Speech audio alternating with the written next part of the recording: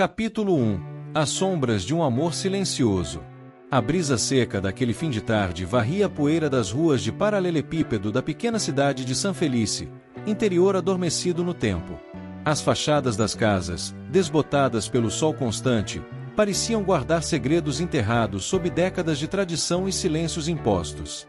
Na praça central, o sino da igreja badalava 6 vezes, seu eco reverberando entre as paredes do velho casarão onde funcionava a mercearia da família de Pedro. Pedro passava suas tardes ali, atrás do balcão de madeira gasta, organizando pacotes de arroz e café, olhando de tempos em tempos pela janela empoeirada que dava para a rua. Era um rapaz de presença discreta, com o rosto marcado por uma barba espessa e bem cuidada, olhos escuros que pareciam sempre perdidos em algum pensamento distante, e um corpo levemente robusto, não exatamente fora dos padrões, mas ainda o suficiente para ser alvo de olhares tortos e piadas veladas dos rapazes da cidade. Naquela tarde específica, um novo cliente atravessou a porta rangente da mercearia. Pedro levantou os olhos com desinteresse, até que o viu. Era um homem alto, de pele morena e feições marcantes, com traços que lembravam os rostos que Pedro havia visto apenas em revistas estrangeiras escondidas entre livros antigos.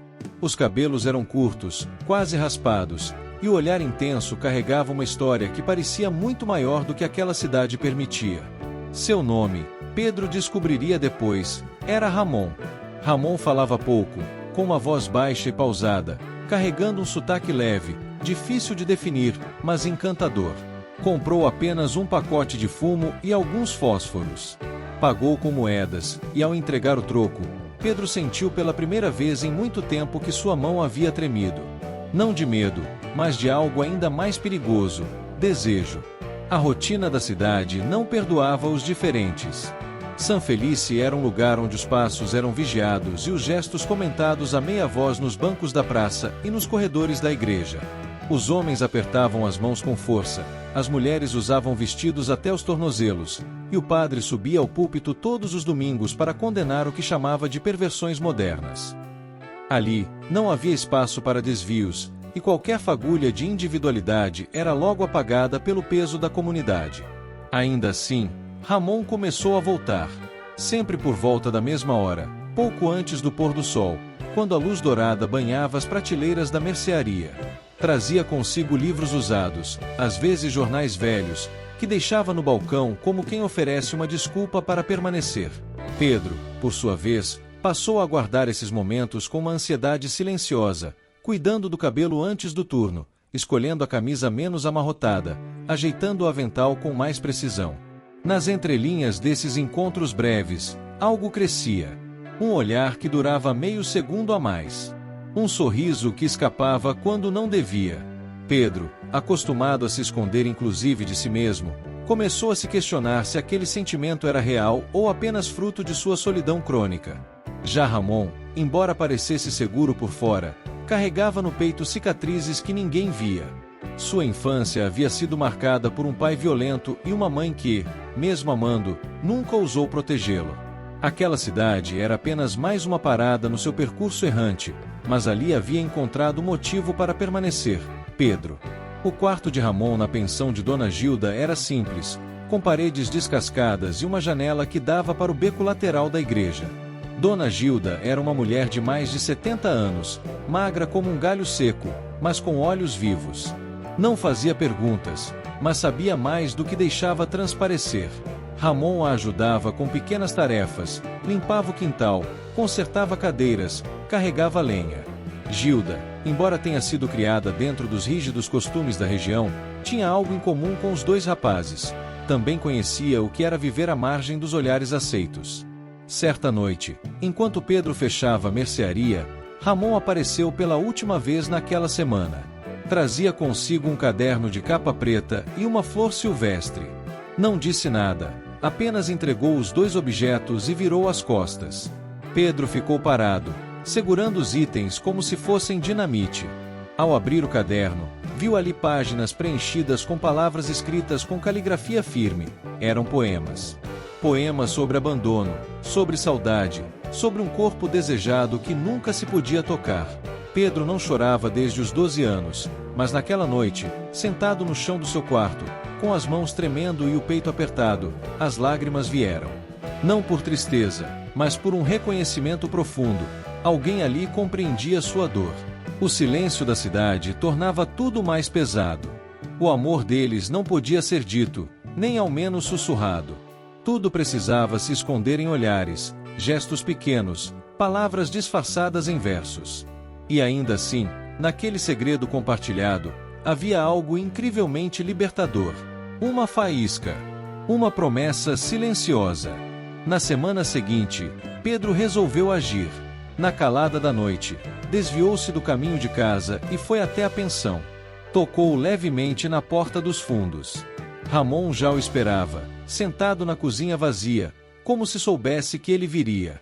O mundo inteiro lá fora seguia em silêncio, mas dentro daquela casa antiga, os corações batiam alto demais para serem ignorados. Era o início de algo que não podia existir, mas já era tarde demais para voltar atrás.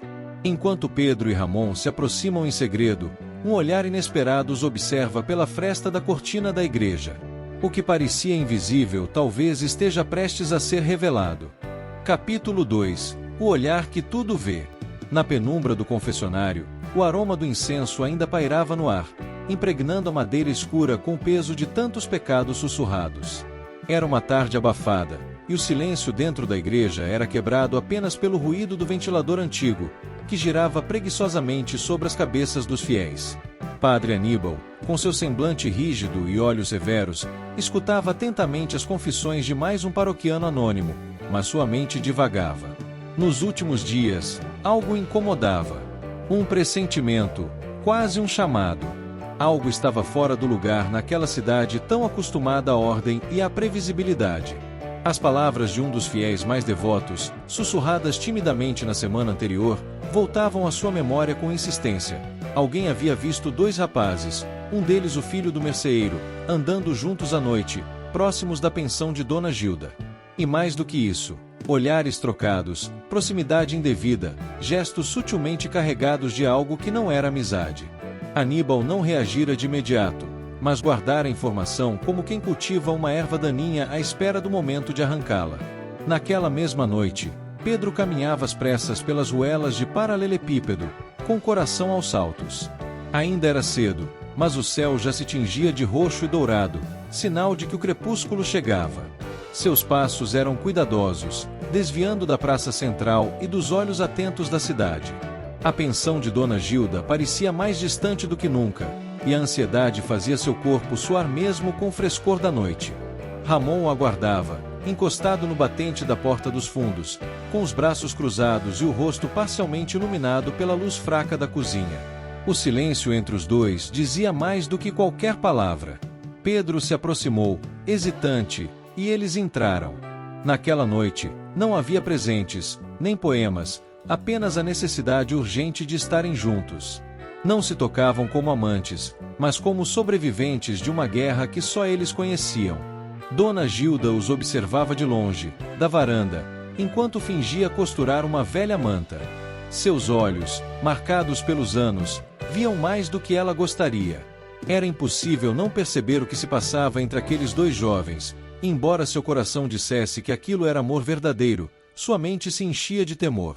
Em Sanfelice, um amor como aquele podia ser uma sentença. Mais tarde, quando Pedro já havia partido, Gilda se levantou silenciosamente, caminhando até a cozinha. Encontrou Ramon sentado à mesa, com a cabeça baixa e os dedos entrelaçados. Ela hesitou por um momento antes de falar. Sua voz saiu baixa, quase maternal, dizendo que ele devia ter cuidado. Disse que já vira isso antes, muitos anos atrás, quando ainda era jovem e bonita, e um rapaz da cidade havia sido espancado até quase a morte por boatos semelhantes. Disse também que, por mais que quisesse protegê-lo, havia limites para o que podia fazer.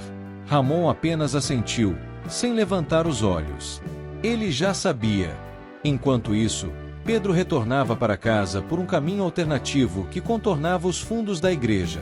A noite estava densa, e os lampiões a óleo lançavam sombras compridas e distorcidas nas paredes. Sem saber, ele passou bem diante de uma das janelas da sacristia, onde uma cortina fora sutilmente afastada. Padre Aníbal observava em silêncio, seus olhos fixos na silhueta de Pedro que desaparecia entre as árvores. O padre sentia o peso da responsabilidade moral que carregava. Para ele, sua missão não era apenas salvar almas, mas também preservar a ordem e os bons costumes. Aquilo que florescia entre os dois rapazes representava uma ameaça, não apenas à moral, mas à estrutura de uma sociedade que ele acreditava ser divinamente ordenada. Era seu dever intervir, mesmo que isso significasse destruir o que ele julgava errado. No dia seguinte, Pedro sentiu o ar pesar diferente quando entrou na mercearia. Seu pai estava de cara fechada, mais calado do que o normal. Os clientes o olhavam com certo desdém, cochichando entre si. Havia algo pairando no ar, algo que ele ainda não conseguia nomear, mas que fazia seus ombros enrijecerem.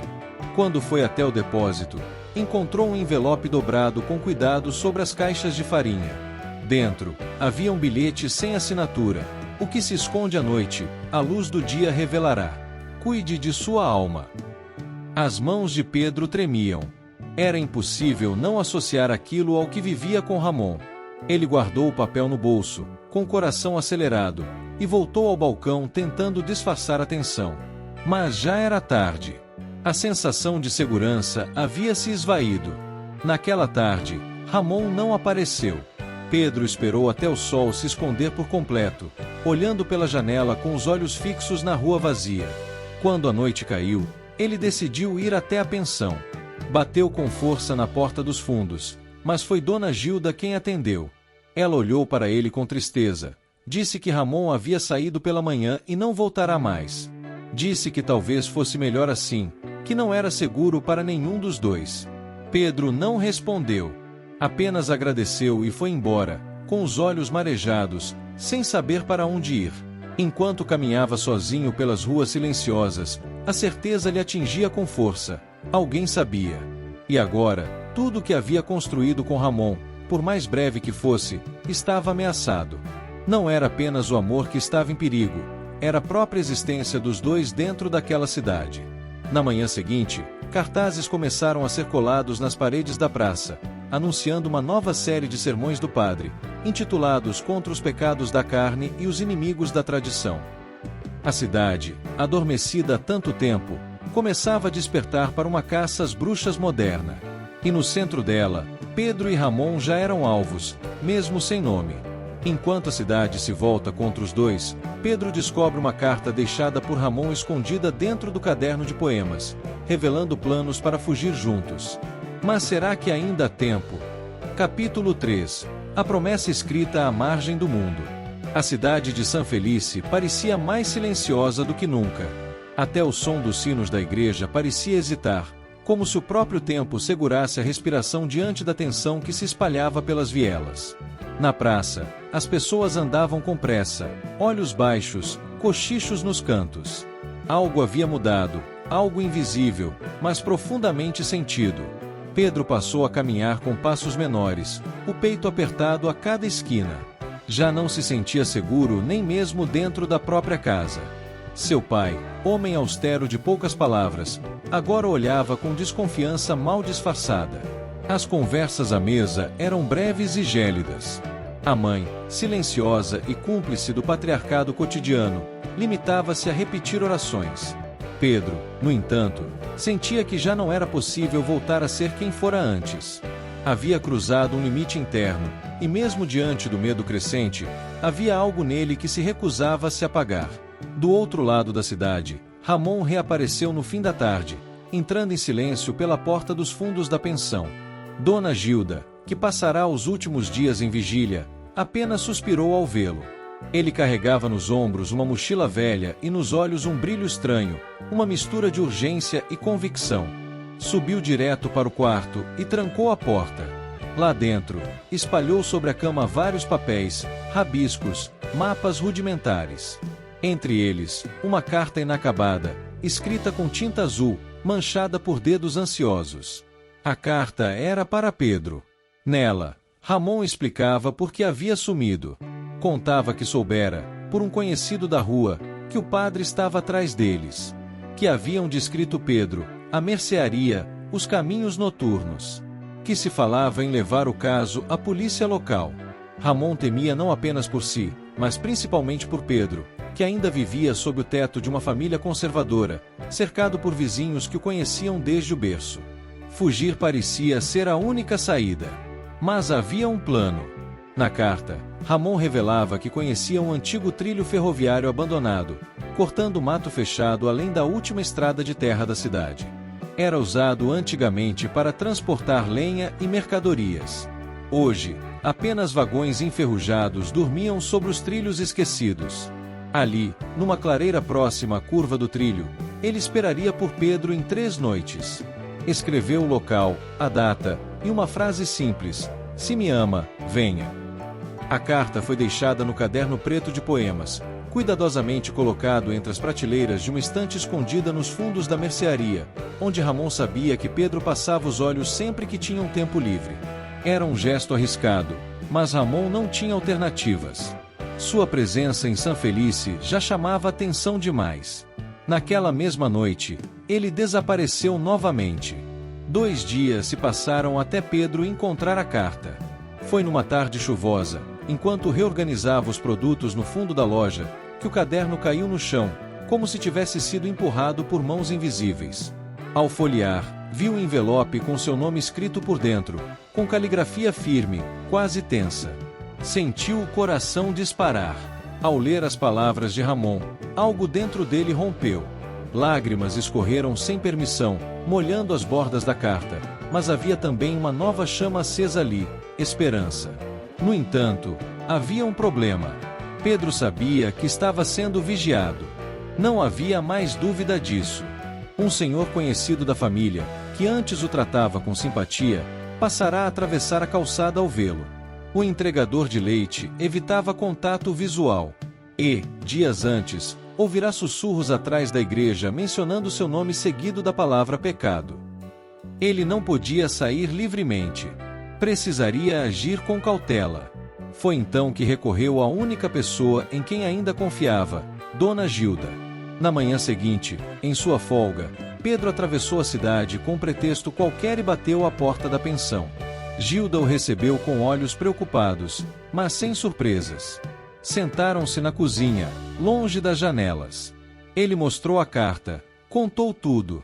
Gilda o escutou em silêncio e, ao final, segurou a mão dele com força. Disse que não sabia se podia ajudá-lo a fugir, mas que lhe devia, ao menos, a chance de tentar. Contou que, tempos atrás, também amara alguém que a cidade não permitiu. Um homem casado. E que, por medo, calou-se até perdê-lo. Agora, não deixaria o medo calar mais ninguém. Na noite marcada por Ramon, Pedro se preparou. Escondeu roupas e mantimentos numa mochila pequena, que deixou atrás da mercearia. Usaria a desculpa de um inventário noturno para ficar até mais tarde. Gilda havia conseguido emprestar uma bicicleta de um antigo hóspede, e a deixaria encostada atrás da pensão, próxima à trilha. Mas antes que a noite caísse, algo aconteceu. 2 homens apareceram na mercearia. Um deles usava o crucifixo do conselho paroquial. O outro, um policial conhecido, amigo de infância do pai de Pedro. Disseram que estavam ali apenas para conversar. Queriam saber sobre certos rumores, certas condutas. Falaram em tom calmo, mas o veneno estava em cada palavra. Pedro respondeu com evasivas, mas seu corpo denunciava o nervosismo.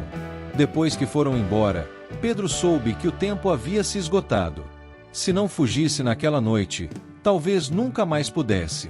Assim, enquanto a cidade dormia, ele deixou um bilhete para a mãe, não explicando nada, apenas agradecendo por tudo, e escapou pela porta dos fundos da mercearia. Correu até a pensão, pegou a bicicleta, e seguiu por caminhos escondidos rumo ao antigo trilho. A mata parecia engolir o mundo. O som dos grilos era entrecortado pelo rangido da corrente da bicicleta.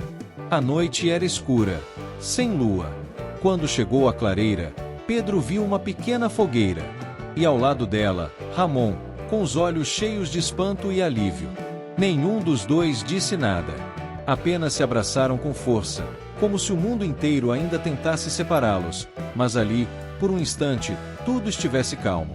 O futuro era incerto.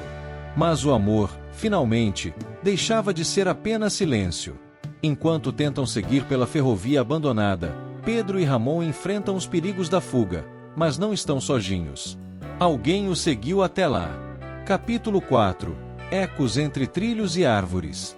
O som do vento entre as árvores parecia sussurrar alertas em uma língua esquecida. Ao redor da clareira, o mato se agitava suavemente, como se a floresta estivesse viva, assistindo em silêncio àquela fuga secreta. A fogueira crepitava baixinho, e, ao lado dela, Pedro e Ramon ainda não haviam dito nenhuma palavra. Não era necessário. O reencontro em meio ao perigo falava por si. Sentados sobre uma manta improvisada, partilhavam um pedaço de pão e água trazidos por Pedro. Seus olhos se encontravam com frequência, como se confirmassem, a cada instante, que ambos estavam mesmo ali. Mas o tempo não era aliado. Precisavam partir antes que o dia nascesse e a cidade despertasse em sua eterna vigilância. Ao primeiro sinal de luz, apagaram a fogueira com terra e cobriram as marcas da noite. Caminharam pelos trilhos esquecidos, onde o metal enferrujado era engolido por raízes e musgo. A floresta fechava-se à medida que avançavam, e a sensação de isolamento se intensificava. Aquela linha férrea abandonada cruzava as montanhas por fora da cidade, contornando um antigo túnel e seguindo até a divisa com outro município, onde ninguém os conhecia. Cada passo era lento, mas determinado. Pedro carregava a mochila nas costas, e Ramon mantinha uma pequena faca de bolso escondida na cintura, apenas por precaução. O silêncio da mata era interrompido apenas pelo barulho de seus passos sobre o cascalho dos trilhos. À medida que o sol subia, o calor se tornava opressivo, e os dois suavam sob as roupas simples que usavam, mantendo-se atentos a qualquer sinal de movimento. Foi apenas no final da tarde, quando decidiram fazer uma pausa perto de um velho vagão tombado, que perceberam algo estranho. Havia pegadas. Frescas. 3 pares, não 2. Pedro as viu primeiro, e seu corpo congelou. Chamou Ramon com um gesto contido. Ambos se abaixaram e observaram o chão de terra batida com atenção. Não era possível negar, alguém o seguia. O tempo parou por um instante. Ramon sugeriu subir no vagão para ter uma visão mais ampla. De lá de cima, entre as árvores, viu uma silhueta.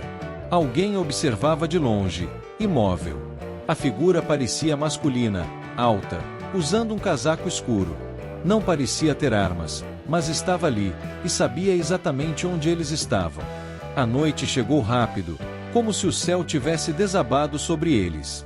Sem alternativa, os dois se esconderam no interior do vagão abandonado. A madeira estava úmida e o cheiro de ferrugem misturado a mofo enchia o ambiente. Era escuro, apertado, mas seguro por hora. Ali dentro, com o coração batendo alto no peito, Pedro sussurrou que talvez devessem voltar, que fugir não adiantava se o mundo inteiro os caçava. Mas Ramon apertou sua mão com firmeza. Disse que era tarde demais para voltar. Disse que o medo não podia vencer aquilo que haviam construído. Durante horas, ficaram em silêncio. A noite lá fora era cortada por ruídos da floresta e por passos que iam e vinham, quebrando galhos, sussurrando ameaças invisíveis. Pedro não conseguia dormir, e Ramon mantinha a faca em punho, atento a qualquer som fora do comum. Foi só perto do amanhecer que a figura finalmente se aproximou. A porta do vagão rangeu levemente. Os dois, em pânico silencioso, se preparam para o pior. Mas quando a porta se abriu, não era nenhum policial, nem padre, nem membro da comunidade. Era André, um dos rapazes que frequentava a igreja. Jovem, franzino, de olhos muito claros, conhecido por ser coroinha e filho do dono da padaria. Tinha a respiração ofegante, os olhos arregalados, e nenhuma arma nas mãos. Pedro o reconheceu de imediato e ficou paralisado. André parecia igualmente assustado, mas levantou as mãos como quem se rende. Disse que não estava ali para entregar ninguém. Disse que os ouvirá falar sobre os trilhos semanas antes, escondido atrás da sacristia. Disse que também carregava algo dentro de si que não podia mais esconder, que jamais contou a ninguém, mas soubera o que sentia desde criança. E que ao ver Pedro e Ramon fugirem, algo dentro dele decidiu que precisava entender se havia mesmo uma saída. O silêncio caiu por um instante, e depois Ramon o deixou entrar. Ainda havia desconfiança, mas os olhos de André não mentiam. Carregava medo, mas também esperança. Pedro se sentou ao lado dele, tentando organizar os pensamentos. Estava tudo acontecendo rápido demais. André contou que a cidade já os dava como desaparecidos. Que o padre havia feito um sermão inflamado no domingo anterior e que o pai de Pedro estava sendo pressionado a prestar contas às autoridades. Que talvez fosse questão de dias até organizarem buscas mais extensas pelas redondezas. A notícia caiu como uma pedra. Ramon imediatamente pensou em acelerar a rota. Seguir a ferrovia até a estação desativada mais adiante e então cruzar os trilhos até a fronteira municipal. André, mesmo exausto, disse que queria ir com eles. Disse que já não tinha mais onde ficar, pois ouvirá o pai dizendo que o mandaria para um seminário no sul do país, para curar suas tendências. Pedro hesitou, mas algo em sua dor se viu refletido nos olhos de André. Ele sabia o que era ser silenciado, ser moldado à força. Sabia o peso de esconder a própria essência para caber no molde de um mundo cego. Então concordou. A trilha agora era para três. 3 jovens unidos por um amor que não podia ser dito em voz alta, mas que pulsava forte demais para ser sufocado. Caminharam ao amanhecer, guiados pelo som distante de um mundo que talvez ainda os esperasse com mais liberdade. Com André agora entre eles, Pedro e Ramon enfrentam uma nova decisão: dividir forças para despistar possíveis perseguidores, ou manterem-se juntos mesmo sob maior risco. Capítulo 5. Decisões à beira do abismo. O dia amanheceu encoberto, como se o céu compartilhasse do peso que os 3 jovens carregavam. As nuvens baixas pareciam tocar o topo das árvores, e de tempos em tempos, uma garoa fina caía sobre os trilhos abandonados, umedecendo o chão e cobrindo os galhos caídos com um brilho úmido e melancólico. O cenário era belo, mas sombrio. A beleza que dói, que carrega presságios. Dentro do vagão onde haviam passado a noite, Pedro, Ramon e André discutiam o que fariam a seguir. A tensão era palpável. Embora André tivesse sido acolhido por Pedro com alguma empatia, Ramon ainda observava com olhos calculistas. Não duvidava de sua dor, nem de sua verdade, mas a cautela era algo que o tempo e os golpes da vida haviam lhe ensinado. André estava exausto, com o rosto pálido e olhos fundos. Havia caminhado a noite inteira para encontrá-los, e agora dizia que não podia mais voltar. Seus pais já o ameaçavam com um internato religioso, e os boatos na cidade só cresciam. Os nomes de Pedro e Ramon já não eram apenas sussurrados, eram pronunciados com indignação em público, nos cafés, nos cultos, nas calçadas. Enquanto o grupo comia restos de pão e bebia a água morna de uma garrafa, Ramon expôs sua proposta. Ele acreditava que o grupo devia se dividir por um tempo. André seguiria por uma trilha menor, paralela aos trilhos principais, até um velho celeiro que ele conhecia, usado por viajantes e andarilhos. Pedro e Ramon continuariam pela ferrovia, e, caso houvesse qualquer sinal de perigo, serviriam como distração. Era arriscado, mas aumentava as chances de pelo menos um deles escapar. Pedro ficou dividido. Tinha receio de deixar André sozinho, ainda mais frágil como estava. Mas também compreendia o raciocínio. O mundo fora daquele trilho não era seguro para nenhum deles, mas era ainda mais cruel para quem andava só. André, com voz trêmula, disse que aceitaria o plano. Não por convicção, mas por não ver alternativas. Pedro improvisou um mapa simples com carvão sobre um pedaço de pano, marcando os pontos de encontro. Se algo desse errado, todos deveriam tentar chegar a uma antiga estação desativada chamada Estação Mirada, localizada a cerca de 20 quilômetros adiante, depois de um velho túnel ferroviário. Com o plano decidido, separaram-se ao cair da tarde. Pedro e Ramon seguiram pelos trilhos, com passos firmes e olhos atentos. André se embrenhou na mata, guiando-se por uma trilha de caça quase invisível. Pedro o abraçou antes da partida, desejando que a promessa de reencontro não fosse em vão. A noite caiu sem aviso. A floresta parecia diferente, mais escura, mais densa. Em certo ponto, os trilhos passavam por uma ponte estreita, feita de tábuas soltas e parafusos rangentes. O abismo abaixo era coberto por pedras e um riacho revolto. Cada passo sobre a madeira parecia um desafio à sorte. Ramon caminhava à frente, testando cada prancha. Pedro vinha logo atrás, com o coração apertado, tentando não olhar para baixo. No meio da travessia, ouviram um ruído vindo da mata do lado oposto. Algo corria em direção à ponte. Pedro olhou para trás, mas não havia sinal de André. Então, surgiram vozes. 2, talvez 3. Homens. Falavam alto, entre ameaças e ordens. Os sons eram abafados pela distância, mas cresciam. Não eram viajantes comuns, pareciam caçadores. E estavam armados.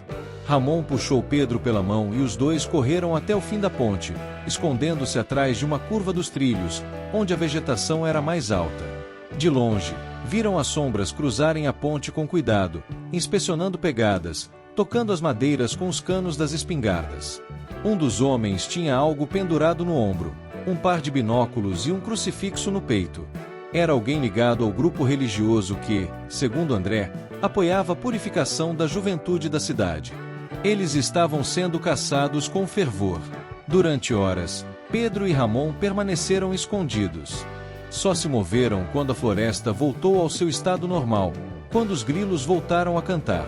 Avançaram pelas sombras, desviando do caminho principal e seguindo trilhas improvisadas por Ramon. Dormiram ao relento, usando folhas e roupas molhadas como cobertores. O medo agora era constante. Mas havia algo mais forte, a certeza de que resistir era viver. Na tarde seguinte, ao se aproximarem do túnel ferroviário, Pedro parou subitamente. No chão, entre raízes e pedras, viu algo reconhecível, o pedaço de pano onde desenhara o mapa para André. Estava dobrado e sujo de barro. Ao lado, marcas de pegadas menores. Pedro o apanhou com cuidado, como quem encontra um pedaço de si. Ramon sugeriu que André havia passado por ali, talvez com dificuldade. O túnel ficava a apenas 2 quilômetros da estação desativada. Se ele ainda estivesse em movimento, talvez se encontrassem em breve. Com o pano nas mãos, Pedro sentiu uma onda de esperança. Ainda estavam juntos, de algum modo, mesmo que separados pela mata e pelo medo. Ele guardou o tecido contra o peito, e seguiram em frente, rumo ao túnel escuro, onde o próximo desafio aguardava. Ao atravessarem o túnel, Pedro e Ramon se deparam com algo inesperado: rastros de sangue e um objeto pessoal de André. O que era apenas uma fuga se transforma em uma corrida desesperada contra o tempo. Capítulo 6. No escuro, o sangue também fala. O túnel da antiga ferrovia erguia-se à frente como a boca de uma criatura adormecida, escura e faminta. Era largo o suficiente para 2 trens se cruzarem, mas os trilhos já estavam engolidos por musgo, terra e raízes. O tempo, ali, parecia ter parado. As paredes internas, de pedra úmida, respiravam umidade, e o ar era pesado como se o próprio passado tivesse ficado preso dentro daquele corredor de trevas. Pedro ajoelhou-se diante da entrada, com o pano de mapa sujo nas mãos. Próximo a ele, as pegadas, mais leves e pequenas, afundavam levemente na lama formada pela chuva da madrugada. Era a confirmação de que André passará por ali recentemente. Ao lado das marcas, uma tira de pano rasgado, cor de ferrugem, presa em um galho seco. Pedro a reconheceu de imediato. Era parte do casaco escuro que André usava. Ramon se aproximou, observando em silêncio. Ambos sabiam que havia algo errado.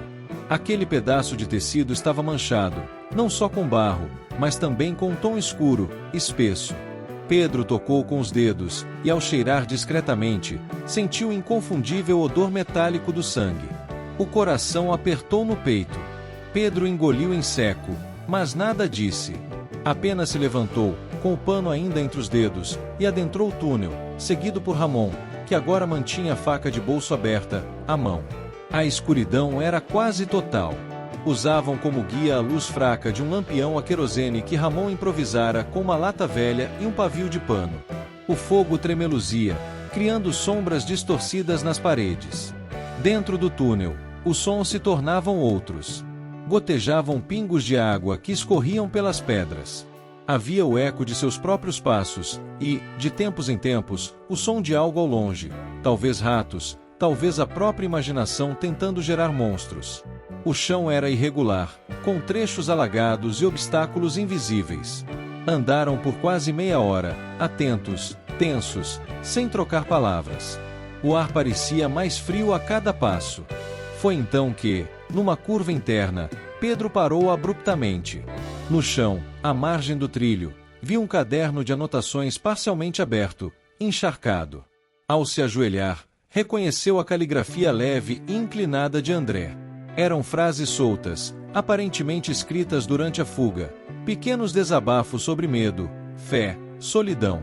Uma delas dizia: "Se algo me acontecer, que ao menos saibam que tentei fugir sendo quem eu era. Não para o mundo, mas por mim." Pedro segurou o caderno contra o peito, engolindo um soluço. Mas não havia tempo para tristeza. Logo à frente, uma nova pista, gotas escuras, pingando sobre as pedras do túnel, como se alguém ferido tivesse passado por ali. Ramon acelerou o passo. A tensão em seu rosto era evidente. O instinto de proteção havia assumido o controle. Chegaram a uma parte do túnel onde uma abertura lateral dava acesso a um antigo refúgio de manutenção, uma espécie de nicho usado por operários para se protegerem durante a passagem de trens. E foi ali que o encontraram. André estava encolhido no canto, com o corpo coberto por lama e sangue. A perna esquerda estava ferida, com um corte profundo na coxa, feito por algo cortante. O rosto estava pálido, mas os olhos ainda se abriam, fracos. Ao ver Pedro e Ramon, tentou sorrir, mas sua boca só conseguiu tremer. Pedro correu até ele e segurou sua mão. André tentou falar, mas só murmurou uma palavra: "Eles." Ramon examinou rapidamente o ferimento. Disse que não era fatal, mas precisava ser tratado. Provavelmente fora atingido por um galho ou pedaço de metal enquanto corria pela mata, e depois arrastara-se até ali. Estava fraco pela perda de sangue, mas ainda consciente. O alívio de encontrá-lo vivo misturava-se ao medo do que ainda podia acontecer. Usando pedaços de tecido e uma faixa retirada da própria camisa, Ramon improvisou um torniquete e estancou o sangramento. Pedro aquecia André com o próprio corpo, segurando-o como se segurasse um irmão. O silêncio entre os três era denso, mas cheio de significado. Estavam juntos. Feridos, sim, mas ainda juntos. A noite ainda demoraria a passar.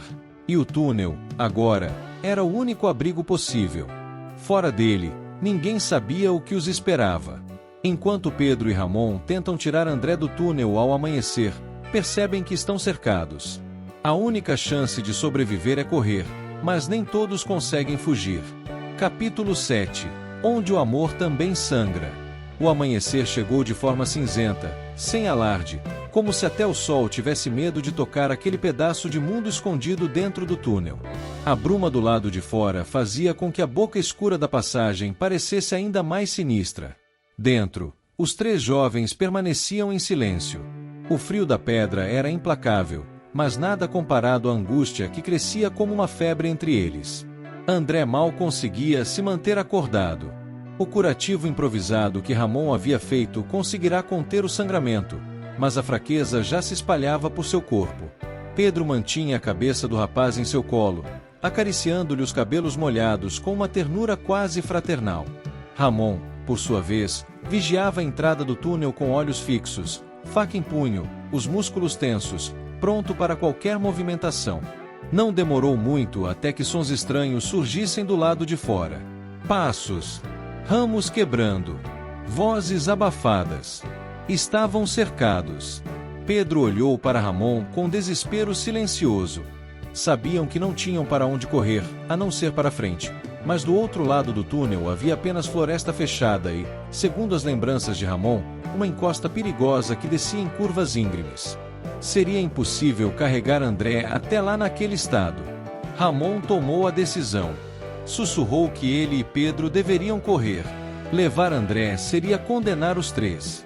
Pedro reagiu com incredulidade, recusando-se a aceitar. Mas os passos se aproximavam, e as vozes já podiam ser entendidas com clareza. Estavam chamando nomes. Um deles, a voz mais grossa, citava Pedro como o filho do merceeiro. Estavam certos de sua presença. Foi quando André, mesmo com os olhos semiabertos, disse algo que gelou a espinha de ambos. Pediu para ser deixado.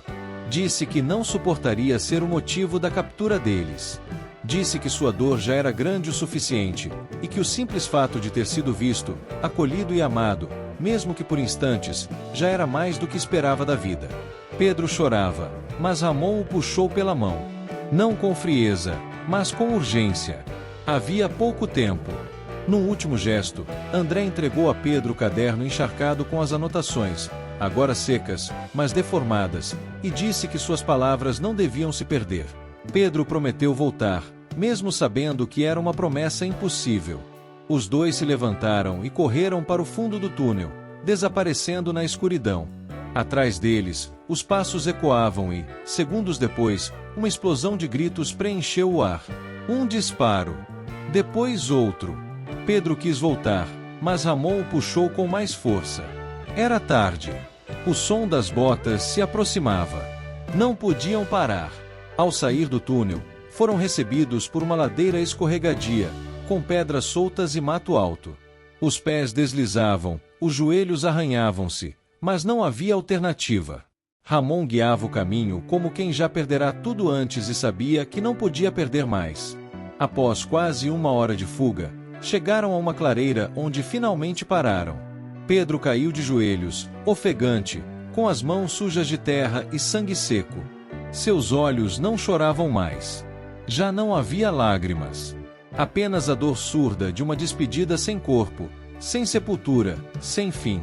Ramon, com os olhos fixos na linha do horizonte, prometeu em voz baixa que encontrariam um lugar onde poderiam viver sem se esconder. Disse que a culpa não podia vencer o que sentiam. Disse que o amor deles ainda era real, mesmo que agora carregasse um nome a menos. Pedro apertou contra o peito o caderno de André. Aquelas páginas seriam a única herança daquele jovem que só queria existir.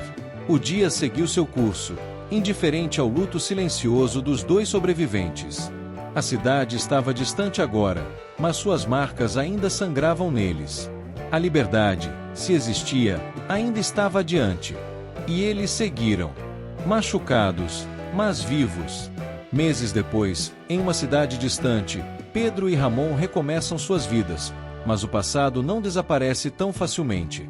O amor resiste, mas será preciso coragem para manter vivo o que restou. Capítulo 8. O lugar onde o sol também abraça. Meses haviam se passado desde o dia em que Pedro e Ramon fugiram pelas ladeiras enlameadas da mata, deixando para trás o túnel, os tiros e a despedida silenciosa de André. O mundo deles já não era o mesmo, e eles também não eram. A cidade onde agora viviam chamava-se Ventosa da Serra. Fica a mais de 300 quilômetros de Sanfelice, escondida entre colinas e vales verdes, onde a neblina se deitava suave sobre os telhados pela manhã. Era um lugar simples, de gente reservada, acostumada a cuidar da própria vida. Não havia grandes igrejas nem conselhos morais. Ali, o passado dos forasteiros se perdia no tempo junto com os nomes das trilhas de terra. Pedro e Ramon conseguiram trabalho em uma olaria local, moldando tijolos e telhas com as próprias mãos. O serviço era árduo, mas o anonimato oferecia uma liberdade silenciosa. Dividiam um pequeno cômodo nos fundos do terreno da olaria, transformado em lar com cortinas de pano, livros resgatados de feiras de rua e fotografias tiradas com uma velha câmera que Pedro encontrara num bazar. Apesar da calma aparente, havia noites em que Pedro acordava com o coração disparado. Sonhava com passos ecoando em túneis, com gritos abafados, com sangue sobre pedras úmidas. Em outras noites, era Ramon quem se perdia em pensamentos, sentado na beirada da cama, olhando para o nada enquanto o lampião balançava lentamente com o vento. O luto por André não era declarado, mas se manifestava nas entrelinhas, no caderno que Pedro mantinha escondido sob o colchão, nas frases que ele lia em silêncio antes de dormir, na forma como mantinha um lugar vazio à mesa, mesmo que nunca fosse ocupado.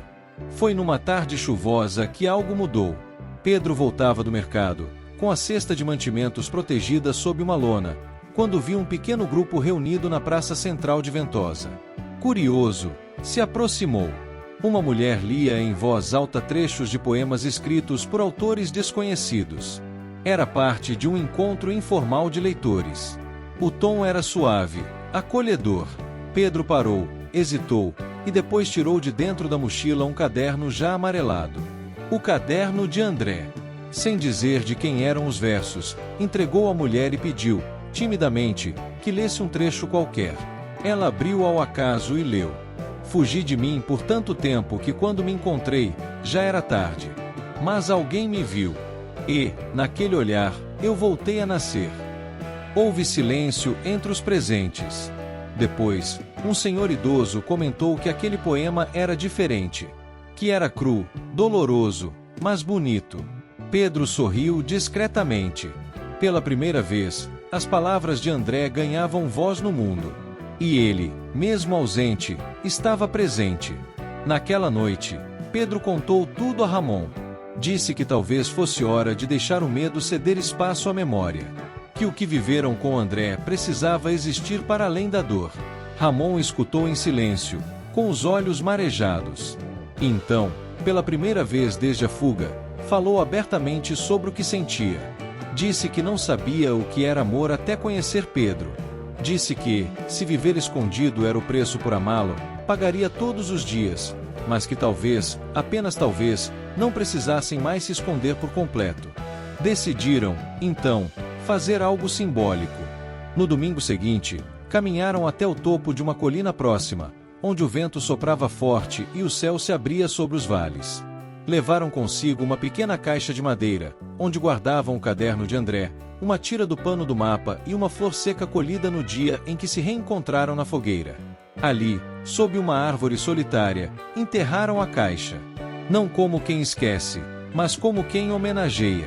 Pedro disse em voz baixa que aquilo era um lar para a memória. Um túmulo sem corpo, mas com alma. Com o tempo, começaram a viver com mais leveza. Nunca foram declaradamente um casal, o mundo ainda era o mesmo, mas andavam juntos pela cidade, dividiam cafés, riam com vizinhos, contavam histórias inventadas sobre o passado que ninguém questionava. Eram, para os olhos alheios, apenas dois homens trabalhadores e discretos. Mas, para si mesmos, eram o que sempre quiseram ser, inteiros. O amor entre eles não era feito de grandes gestos. Era feito de silêncio compartilhado, de mãos que se encontravam sob a mesa, de olhares que diziam estou aqui. E isso bastava. Às vezes, Pedro ainda abria um novo caderno e escrevia. Não com dor, mas com gratidão.